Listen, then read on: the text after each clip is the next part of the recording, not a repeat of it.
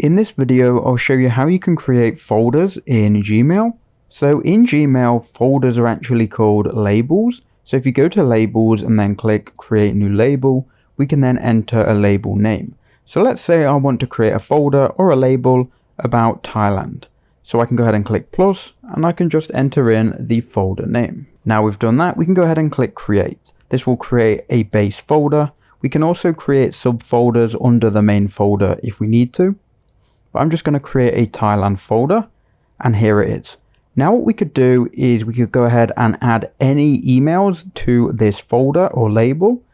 If I wanted to add everything from Thailand, I could just go ahead and search for it, and then I could essentially highlight everything here. We could then click on the three dots and then click label as and add it to the Thailand label or folder. As you can see now, we can click on the label and we'll now be able to see all of the emails that we have just labeled Thailand. You can go ahead and do this for any individual email. So you can right click on any individual email and then again you can go label as and add it to your new folder here. This is great because you can categorize and add important emails to labels or folders.